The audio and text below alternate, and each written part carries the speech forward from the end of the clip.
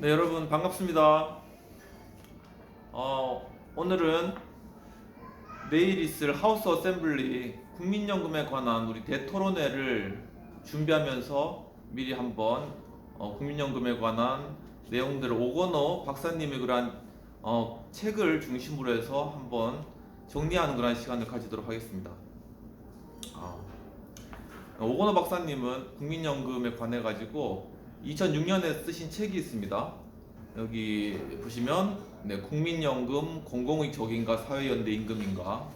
그런데 그 책에 나와 있는 그런 내용들이 개혁안을 제시한 부분들이 지금 현재 국민연금의 진행되는 그런 모습들을 실제로 미리 예측하신 그런 부분들이 맞는 부분들이 많이 있습니다. 그래서 그리고 또 이제 2005, 6년도 이후로는 연금 개혁이 거의 되지 않았죠. 그래서 연금을 이제 연구하고 이제 준비하는 그런 과정에서 저도 책자를 찾아봤는데 이 책자가 이제 나와 있는 책자 중에 저는 이제 좀 거의 이렇게 유일하게 차지할 수 있는 그런 책이었습니다. 그래서 그 내용을 쭉 좀 요약을 했고, 또 두 번째로는 이제 오건우 박사님이 최근에 쓰신 그런 OECD 국가와 또 국민연금, 우리나라 국민연금의 비교에 관한 그런 논문들, 그러한 내용들을 이제 쓰셨습니다. 그래서 먼저 그 논문을 한번 요약해서 한번 정리하고, 그 다음에 오건우 박사님이 2006년도에 쓰신 책 요약된 내용을 한번 이렇게 쭉 스크린을 하면은 국민연금에 대한 그런 내용을 좀 더 이렇게 간편하게 또 이해하실 수 있을 것이라 생각해서 이러한 시간을 가지게 되었습니다. 그렇다면 먼저 오건우 박사님의 논문 한국 공적연금의 소득 대체율 수준의 재구성이라는 그러한 논문이 있습니다. 그러한 논문을 한번 대략적으로 요약된 내용들을 한번 살펴보도록 하겠습니다. 이제 오건우 박사님은 그 논문에서 OECD 국제 비교에 관한 그런 내용들의 그런 자료들을 논문으로 제출하셨습니다. OECD 연금 보고서에서는 이제 그 자체로 객관적인 그러한 정보인데 표준 모델을 기준으로 작성되었겠죠. 그래서 한국 공적연금의 독특한 특성 미반영으로 논란이 생기고 있다고 말씀하고 있습니다. 즉, 이 OECD 연금 보고서는 어떤 공통된 기준으로 보고서가 작성되어서 국가마다 비교할 수 있도록 만들어져야 하기 때문에 표준 모델을 사용했는데 그러한 표준 모델이 우리나라의 공적연금 제도와는 맞지 않는다는 것이죠. 그래서 그 주된 그러한 이유는 한국 공적연금이 급여 구조가 누진적이기 때문이라고 말씀하십니다. 즉, 이 누적적인 그러한 누진적인 급여 구조는 즉 소득이 적은 분들께 좀 더 많은 국민연금이 또한 제공되도록 그렇게 이제 모델이 구성되어 있다는 것입니다. 그 산식을 보시면 1.2 곱하기 이제 A 플러스 B 이렇게 돼가지고 국민연금을 산출하게 되어 있는데 보면은 A 값은 이제 평균 임금인 거죠. 근데 그 평균값이 이제 고정되어 있기 때문에 결국 수치값은 이제 소득이 이제 적은 그러한 분들의 좀 더 많은 그러한 혜택을 받을 수 있도록 그렇게 이제 설계된 게 우리나라 국민연금 제도라고 보시면 되겠습니다. 그래서 이 국민연금 구조가 누진적이고 또 의무가입 연령이 60세 미만이기 때문에 그 의무가입 연령이 60세니까는 그 실제로 그 국민연금을 이렇게 그 적립할 수 있는 그런 기간이 적은 거예요. 다른 이제 선진국들은 44년이죠. 44년 동안 했을 때 한 60% 정도의 소득 대체율을 가지고 있다면 한국은 60세 이제까지 그렇게 이제 의무 가입으로 되어 있기 때문에 그 기간 자체가 짧다는 겁니다.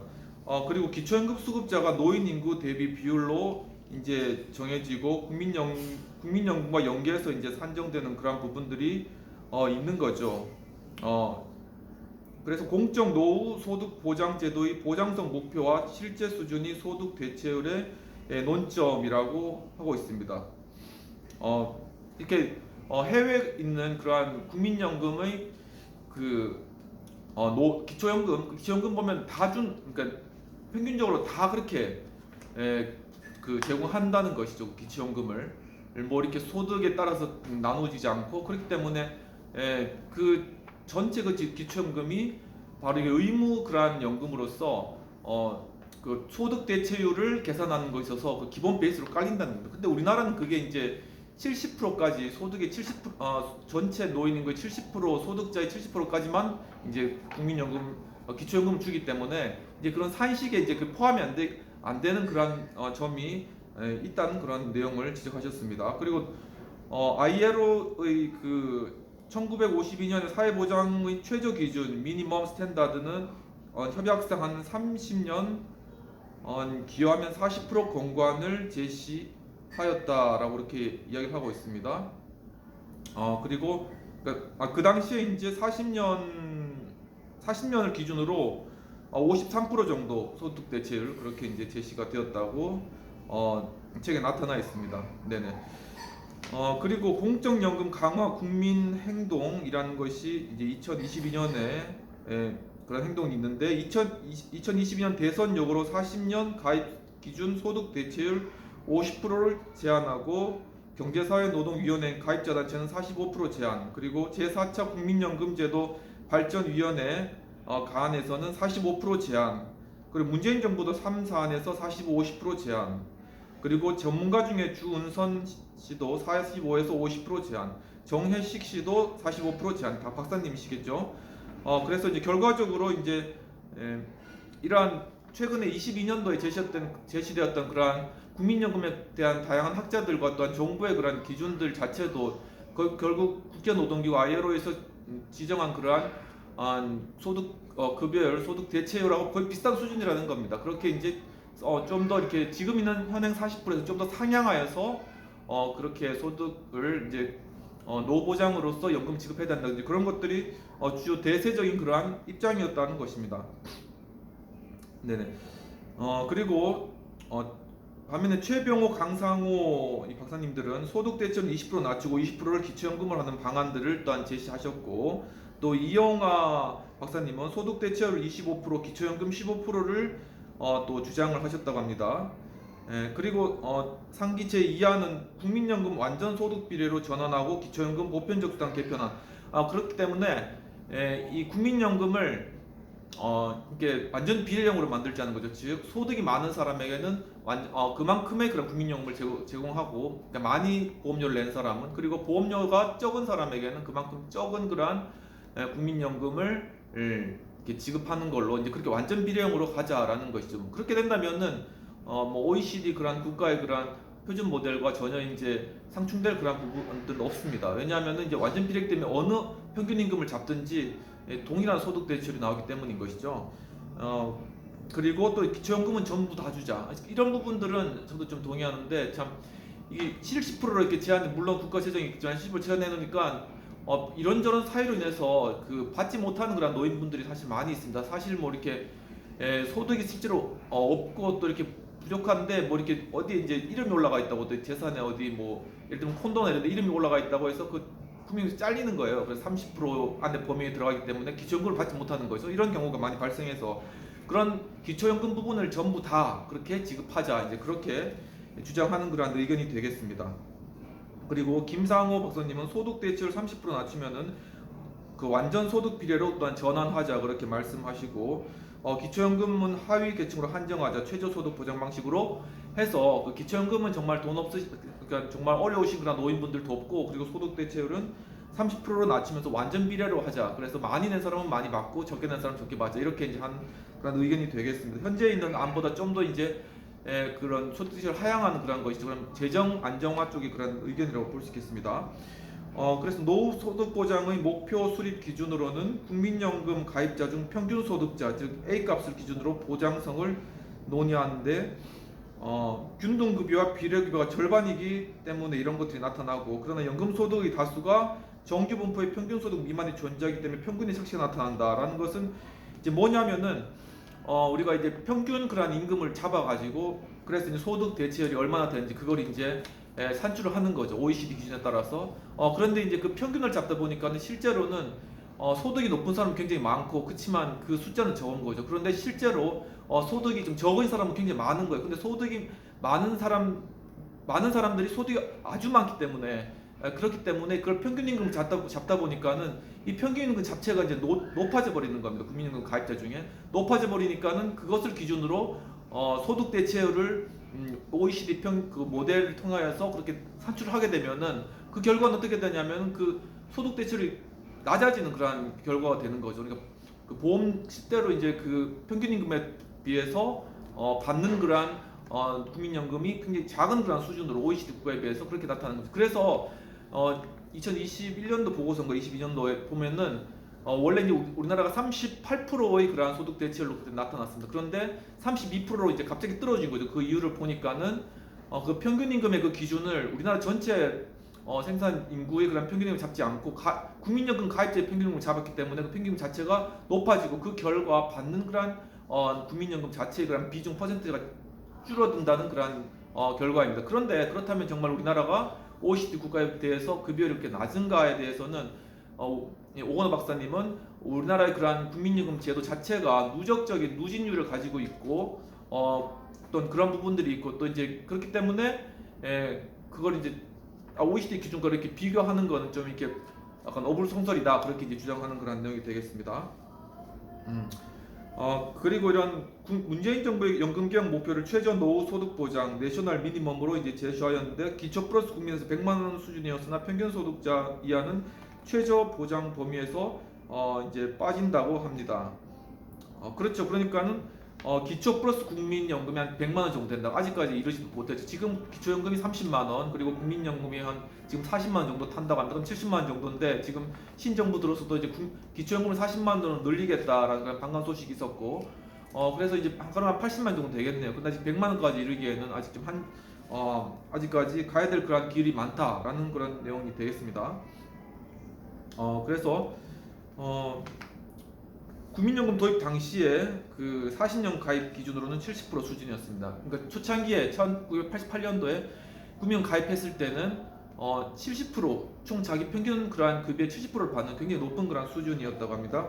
그런데 1998년도 10년이 지난 후에 60%로 낮아진 거죠. 그리고 2008년부터 20년이 걸쳐서 40%까지 내려갔다고 합니다. 그러니까 60%에서 40%까지 내려갔고, 실제 가입 기간을 반영하면 소득 대체율은 2060년도 신규 수급자도 24.9%에 머물 전망이다. 그러니까 총 40년 국민연금 낸 사람이 높다는 거죠. 그러니까 그렇기 때문에 2060년에 신규를 수급하는 사람도 24.9% 정도의 그런 소득 대체율로 그렇게 임금을 받게 된다는 것입니다.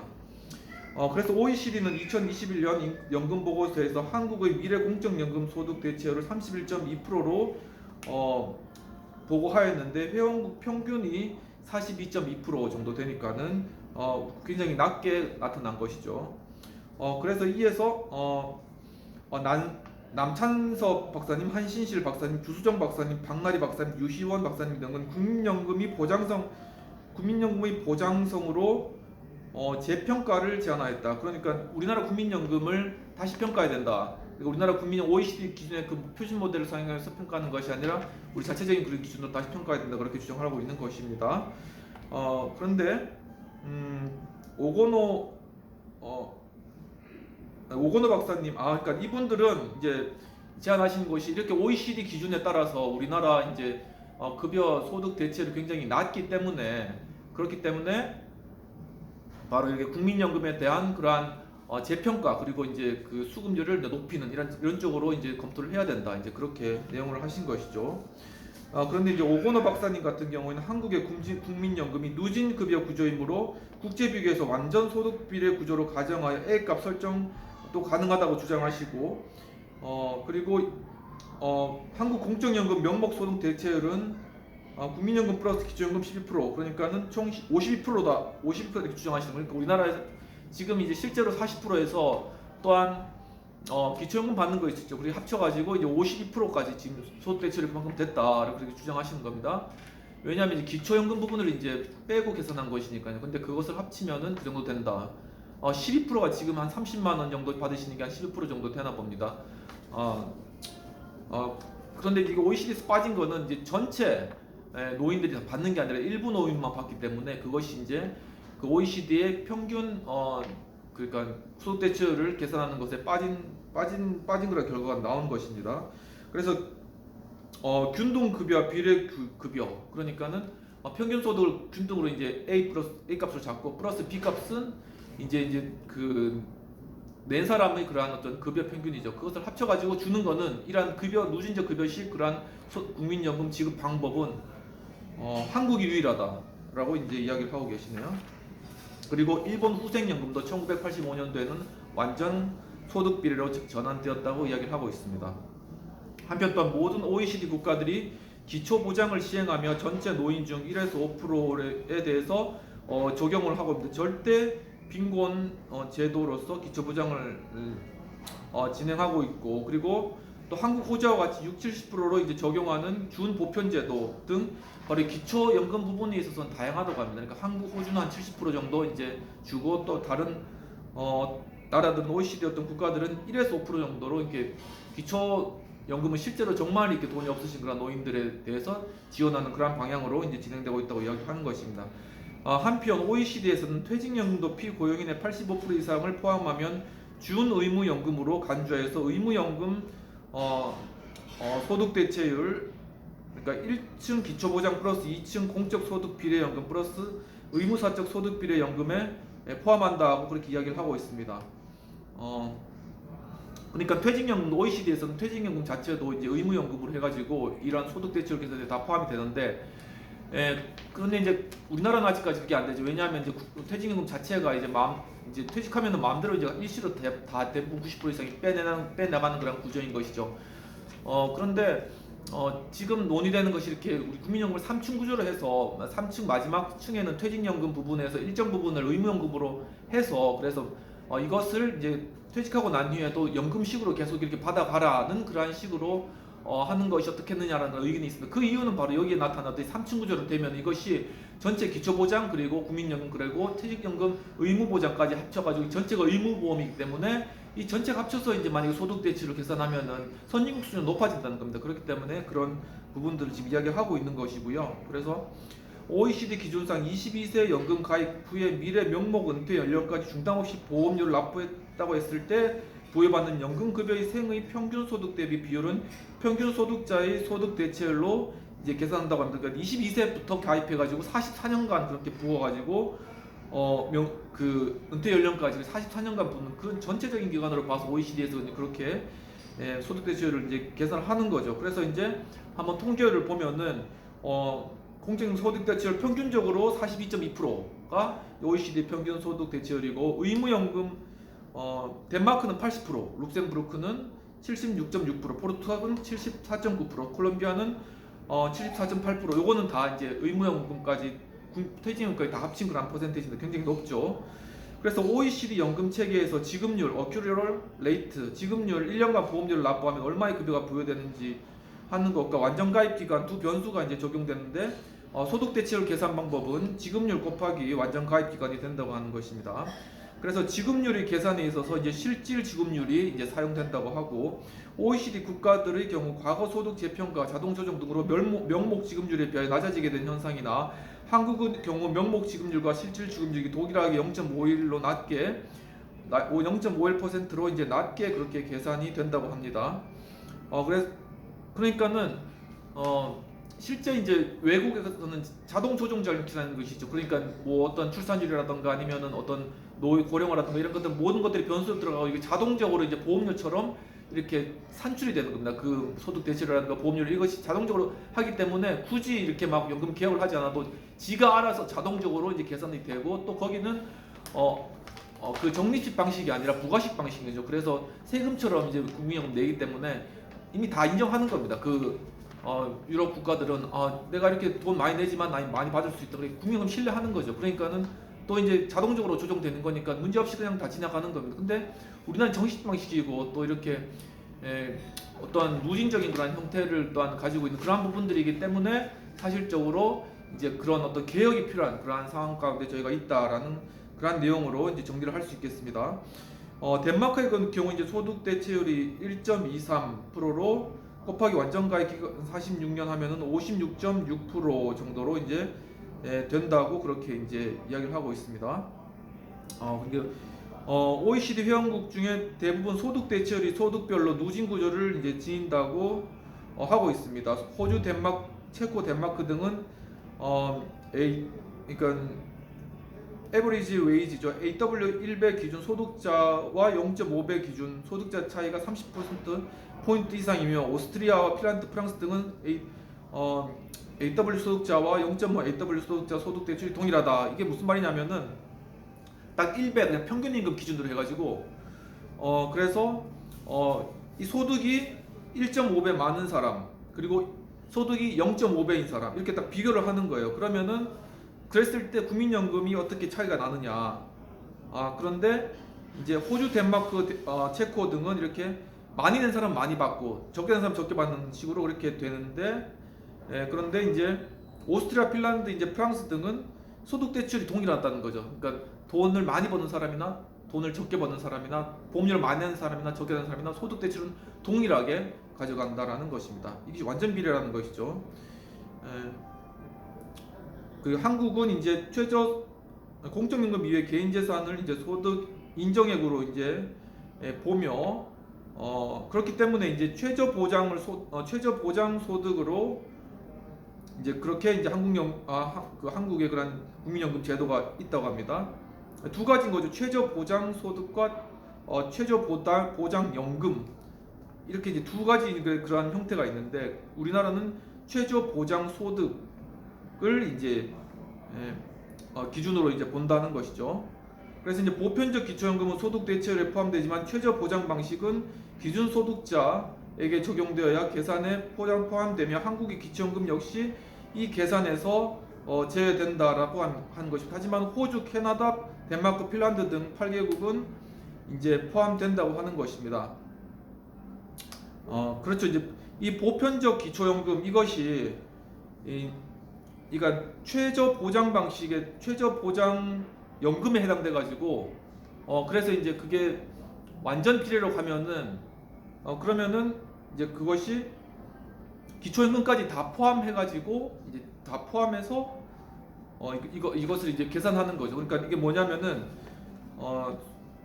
이제 그러니까 기초연금 자체가 만약에 최저 보장 연금이다.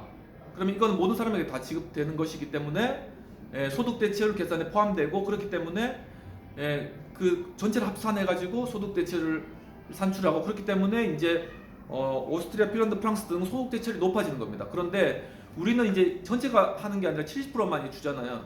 기초연금을 그것이 그것이 최저 보장 소득 방식, 보장 소득 방식인데 그러면 재산 있는 사람은 이제 기초연금 못 받는 거예요. 그러니까 나눠지는 거예요. 그러니까 그렇기 때문에 기초연금 제도 자체가 소득 대체율을 계산하는데 포함되지 않기 때문에 거기 때문에 그게 낮아져 버린다는 거죠. 우리나라 소득 대체율이 그러한 문제가 있다라는 것을 여기서 이제 제시를 하고 있습니다. 그래서 이제 OECD 구분 중 한국은 단일형으로 이제 분류된다고 그렇게 합니다. 근데 다른 나라 같은 게 이제 OECD 국가 중에 이제 그렇게 이제 어떤 최저 보장 방식으로 이제 하는 그런 경우에는 이렇게 좀 나누어 가지고 이제 그렇게 기준을 달리해 가면서 그렇게 그러니까 소득 대체율 계산하는데 우리나라는 단일 방식으로 이제 계산을 했다고 하네요. 그래서 이제 의미 소득 비례 급여 구조는 단일형 모든 가입자가 동일하게 지급률을 가진 캐나다, 벨기에, 핀란드, 프랑스 그리고 연동형 저소득 가입자에게 유리한 그런 형태로 미국, 스위스, 체코, 포르투갈이 있다고 합니다. 이상의 OECD 구분 중 한국은 단일형으로 분류됩니다. 그러나 한국의 국민연금은 가입자의 소득에 따라 기여와 급여가 통합된 단일 제도로 급여 구조 내에서 균등 급여 항목이 작동시켜 소득 계층별로 누진적 지급률을 구해는 2층 소득 비례 연금형이며 연동형의 성격이고 그 결과 OECD2는 비교적 부적합하다라는 것이죠. 그러니까 연동한다는 겁니다. 그러니까 일부가 연동한다는 거죠. 완전 연동은 하지만 일부 연동해서 이게 누진적인 것이 연동된다는 것이죠. 그러니까 한 층은 동일하게 주고 한 층은 낸 만큼 준다는 것입니다. 이렇기 때문에 이것이 소득 비례 연금의 일부 소득 비례 연금이고 그렇기 때문에 지금 우리에게 적용되는 OECD 툴 자체는 부적합하다라는 것이 이러한 내용이 되겠습니다. 그래서 이러한 논문들을 살펴보면서 좀 비평해보고 토해볼 내용은 OECD 기준에 따라서 44.1년 그리고 평균 소득을 기준으로 볼 때 0.82% 곱하기 6.1년을 해서 5%가 상향돼서 36.2%, 그리고 A 소득일 경우에는 1% 곱하기 6.1년 해서 6.1% 상향되어 44.1%로 이제 재구성될 수가 있다라고 합니다. 그것이 이제 무슨 말이냐면은 이것이 만약에 이제 OECD 지금 OECD 기준은 가입자의 평균 가입자의 평균 급여로 인해서 계산하는 겁니다. 그런데 그것이 아니라 그 상시 근로자의 평균 임금으로 만약에 이런 OECD 그 소득 대체율을 이제 계산을 하게 되면은 그 소득 대체율이 그만큼 상향한다는 거죠. 그리고 또 5년이라는 기간, 60에서 65년으로 5년이 늘어나면 그만큼 또 상향하고, 그래서 만약에 그렇게 계산을 했을 경우에는 우리 기초연금이 한 44%까지 올라간다는 그러한 내용이 되겠습니다. 그래서 이제 7.8%라는 소득 대체율 인상 효과가 이제 그렇게 계산 방법을 바꾸면 일어나는데, 그 중에 한 3.4%만 인정받는다 그래도 한 40%는 된다. 그 말이 무슨 말이냐 하면은 우리나라가 그렇게 이제 좀 변동된 그러한 모델 형식으로 소득 대체율을 계산했을 때는 OECD 수준하고 약간 좀 비슷한 그러한 측면까지 우리가 다다른다. 이제 그러한 내용이 되겠습니다. 네, 그럼 이제 이런 부분들을 좀 더 이제 심도 있게 논의해 봤으면 좋겠고요. 그러면은 이제부터는 2006년도에 쓴 이렇게 오건호 박사님이 쓴 국민연금 공공의 적인가 사회연대 임금인가, 그 이후에 이제 우리 정부가 특별히 이제 국가가 이렇게 연금 개혁을 한 적이 별로 없습니다. 그래서 이 자료 그러니까 2006년 그 당시에 이루어졌던 그러한 국민연금의 논의가 우리가 또한 지금 해야 될 그런 논의하고 연결되는 그런 부분이 있습니다. 그래서 그러한 내용들도 한번 살펴보도록 하겠습니다. 요거는 이제 지금 2부에 1부 이렇게 끝내고 2부에 다시 그런 것들 논의를 진행해 보도록 하겠습니다. 예, 일단 여기까지 시청해 주셔서 감사합니다.